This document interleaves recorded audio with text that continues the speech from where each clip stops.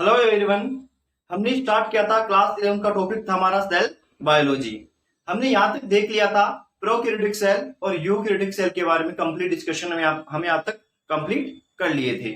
अब देखेंगे हम यहाँ पर इसके आगे सेल मेम्ब्रेन। ठीक है, आज का जो हमारा टॉपिक होगा वो क्या होगा, सेल मेम्ब्रेन के बारे में होगा। और देखेंगे सेल मेम्ब्रेन का फ्लूइड मोजेक मॉडल हम यहाँ पर डिस्कस करेंगे जो यूनिवर्सल मॉडल होता है।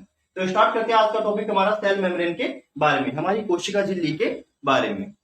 देखते हैं सबसे पहले सेल मेम्ब्रेन को हम प्लाज्मा मेम्ब्रेन या बायो मेम्ब्रेन के नाम से भी बोल सकते हैं। ठीक है, क्या किस नाम से, प्लाज्मा मेम्ब्रेन या फिर बायो मेम्ब्रेन या फिर प्लाज्मा लेमा के नाम से भी इसको जानते हैं।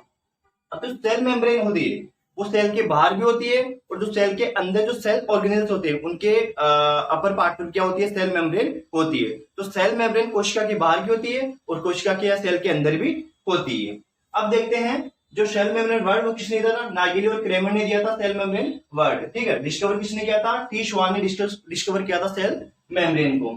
सेल मेम्ब्रेन की कैरेक्टर क्या है, ये थिन होती है, पतली होती है, इलास्टिक होती है, प्रत्यास्थ होती है, लिविंग होती है, सिलेक्टिव होती है और परमेबल होती है। सिलेक्टिव का मतलब होता है ये हर पार्टिकल्स को अंदर परमेबल नहीं होने देती, मतलब यहाँ पर पार्टिकल को सिलेक्ट करती है कौन कौन सा सेल के अंदर जाने लायक है या कौन कौन सा लायक नहीं है।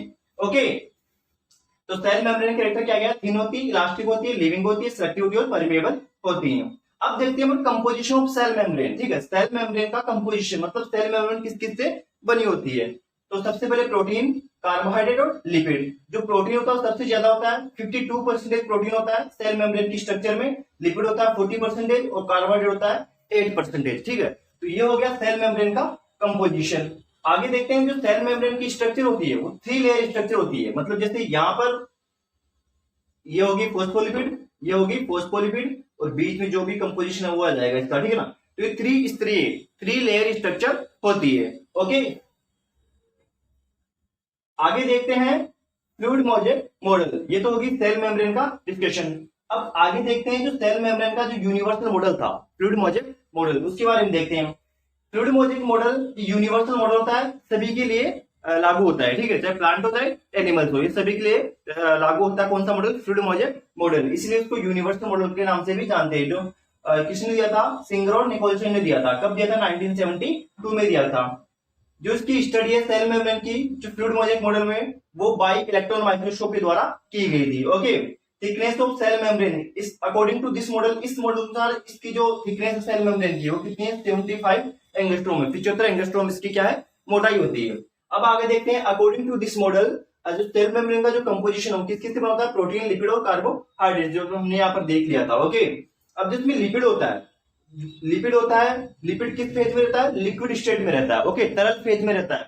नाम इसका फ्लूइड मोजेक मॉडल। ओके, एक फेज तो किसमें रहेगी, इसमें फ्लूइड फेज में रहेगी। जो फ्लूइड फेज में कौन रहता है, तरल फेज में कौन रहता है, इसका लिक्विड फेज रहती है। ओके, लिपिड कौन सा फेज में रहता है, लिक्विड फेज स्टेट में रहता है। अब मेन इसमें कौन सा लिपिड होता है, इसमें होता है फोस्फोलिपिड। ओके, फोस्फोलिपिड में मेनली होती है लेसिथिन और सिफेलिन।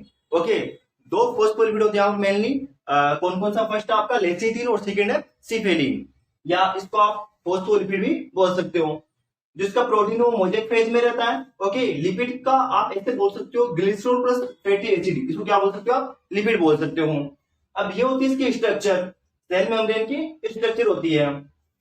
ये होते हैं फोस्फोलिपिड की बाई लेयर होती है। ये क्या होती है, फोस्फोलिपिड की बाई लेयर होती है। ये हो गया इसका हाइड्रोफिलिक हेड, ये अंदर वाला क्या हो गया इसका हाइड्रोफोबिक टेल। ये अंदर वाले क्या होगी, इसकी टेल होगी, और बाहर वाला क्या हो गया इसका हेड हो गया, जिसको हम हाइड्रोफोबिक और हाइड्रोफिलिक। ठीक है, जो वाटर के प्रति अट्रैक्शन रखते हैं वो क्या होते हैं, हाइड्रोफिलिक, और जो रिपल्शन रखते हैं वो क्या होते हैं, हाइड्रोफोबिक होते हैं।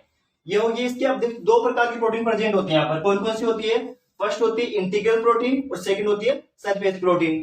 सरफेस प्रोटीन सरफेस पर होती है, जो बीच वाली है ये क्या होती है, इंटीग्रल प्रोटीन होती है। ये होते हैं कुछ कार्बोहाइड्रेट। तो मैंने यहाँ पर बताया था जो कंपोजिशन है सेल मेम्ब्रेन का, वहां पर सबसे ज्यादा कौन सा होता है, अपनी प्रोटीन होती है। 52% प्रोटीन है और लिक्विड कितना होता है, लिपिड कितना होता है यहाँ पर, 40% क्या होता है यहाँ पर, लिपिड होता है। ओके, और कार्बन कितना होता है, 8% होता है। ये होगी इसकी स्ट्रक्चर। तुमने आज का टॉपिक देख दिया सेल मेम्ब्रेन के बारे में। ओके।